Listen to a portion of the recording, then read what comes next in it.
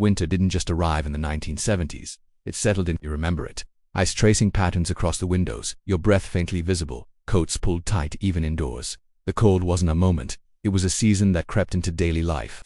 Most people remember the cold, but few realize how much our dinners were shaped by it. Early evenings drew everyone towards the kitchen for warmth. A kettle clicked and boiled. A radio murmured quietly. Plates were stacked near the cooker, warming before food ever touched them.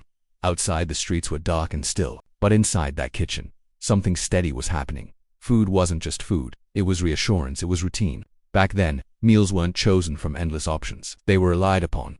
The same dishes appeared week after week, sometimes greeted with a sigh, sometimes relief. You might not have loved them, but you remembered them.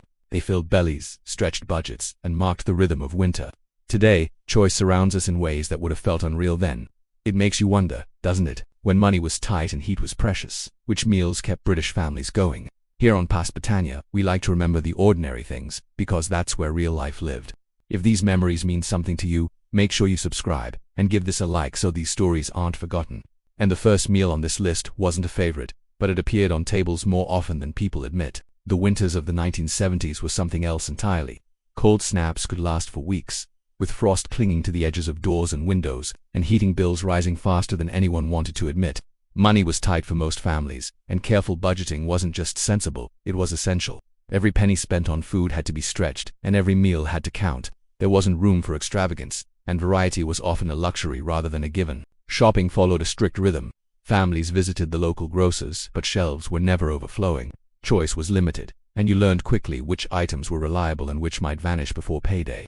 Weekly planning was a quiet skill. You memorized which days meat would be delivered, when potatoes were freshest, and how to make a little butter or margarine last for more than it should. Local shops weren't just places to buy ingredients. They were part of the routine, familiar and dependable in a way that supermarkets later would never match. Cooking itself was shaped by more than appetite. Heating a house in winter was expensive, so ovens were used strategically, often for several meals at once. One-pot dishes dominated the week: stews, casseroles, and slow-cooked puddings, anything that could provide warmth with a minimum of fuss. The house filled with comforting smells, steam fogging up windows and curling in soft clouds from saucepans. The clink of cutlery on enamel plates, the low murmur of conversation, and the occasional hiss of a kettle were the soundtrack of domestic life. These meals were more than sustenance. They were something reliable in uncertain times, small anchors that held families together through cold, dark evenings. Each dish carried a quiet sense of security, a reminder that even when the world outside felt harsh, home still provided warmth, familiarity, and a little comfort. Some of these meals were simple. Others were surprisingly clever, and one was so common it became invisible, appearing week after week without much notice yet quietly shaping life in kitchens across Britain. Winter tables in the 1970s weren't about choice, they were about survival. Families built their weeks around meals that did more than fill stomachs. They stretched budgets, provided warmth, and rescued leftovers from yesterday's dinner to create something new. Some were stretch meals, designed to feed more mouths than the ingredients suggested. Others were purely for warmth, heavy on potatoes, stews, and anything that could linger on the stove and keep the kitchen cozy. And then there were the leftover meals, quietly transforming last night's supper into something recognizable yet subtly different. Preparation was often as much about timing as technique. A pot of stew might simmer all afternoon, the lid rattling slightly as the house filled with rich, earthy scents. Shepherd's pie topped with mashed potato would brown slowly in the oven, the edges crisping just enough to make it irresistible. Parents would move from stove to counter, checking portions, tasting sauces, quietly hoping it would be enough. Children, noses pressed to the table, recognized the familiar smells immediately. A whiff of gravy, a hint of cabbage, and they knew exactly what awaited them.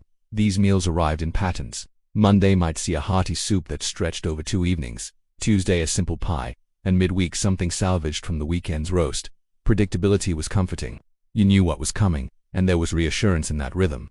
Back then, meals were dependable in a way modern kitchens rarely allow. Today, we can choose endlessly, but the 1970s required making do, turning limited ingredients into something satisfying. That very constraint shaped the taste of childhood, creating memories rooted in both simplicity and care. The textures, too, were unforgettable. Creamy mashed potato, slightly chewy suet puddings, thick gravies clinging to plates. The sounds were just as vivid, lids lifting with a gentle hiss, spoons scraping enamel, and the quiet murmur of conversation around the table. Each meal carried more than flavor. It carried a sense of shared endurance. Even as these everyday dishes repeated themselves week after week, they were never truly forgotten.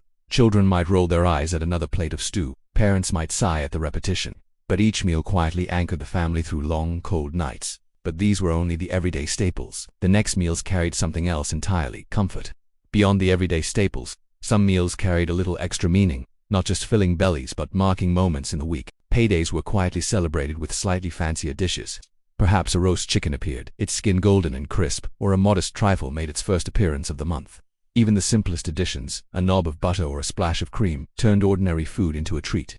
These dishes weren't extravagant, but they felt like small victories, little rewards for managing another week of careful budgeting. Families also developed habits that seem odd today. Leftovers were rarely wasted. Cold meat became sandwiches for school. Sunday potatoes transformed into bubble and squeak on Monday, and vegetable scraps simmered into soups. Meals evolved over days, changing in flavor and texture, each iteration carrying its own memories. It was practical, yes, but it also created continuity, a sense that food was both resource and ritual. Communal eating mattered, even if it looked quiet by modern standards. Families sat together around tables that were often small, sometimes overcrowded, yet the shared experience was central. Silence wasn't awkward, it was normal. People listened as much as they ate, the occasional comment or laugh punctuating the gentle rhythm of daily life. Food tied households together in subtle, enduring ways that we rarely notice now. And then there were the meals people didn't particularly enjoy, but secretly missed years later. Perhaps a bland casserole, or a plain suet pudding. Yet its absence was felt because it had been part of the week's structure, a familiar constant. Nostalgia doesn't always favor taste. It honors memory and feeling, the comfort of predictability, and the quiet assurance that the day would end with a hot plate and a warm kitchen. These meals taught families patience, resourcefulness, and how to find joy in modesty. They were reminders that even in tight times, something good could be salvaged from the ordinary. And then, there were the meals that only appeared when things were really tight, the dishes that families relied on when both money and warmth were scarce, carrying a resilience all their own. If you pause for a moment and think back, you realize why these meals linger in memory. It wasn't just the taste, or even the warmth of the kitchen, it was the rhythm they brought to our lives. Life felt slower, but somehow fuller. Every meal marked a moment, a pause in the day where family gathered, even if quietly, around a plate of something simple yet reliable. These meals weren't exciting, but they were dependable, and in those dependable routines, there was comfort. Limitation shaped familiarity. When ingredients were scarce, when ovens were used sparingly, the same dishes returned week after week. Children could recognize them instantly, parents planned them carefully, and the household adjusted around them.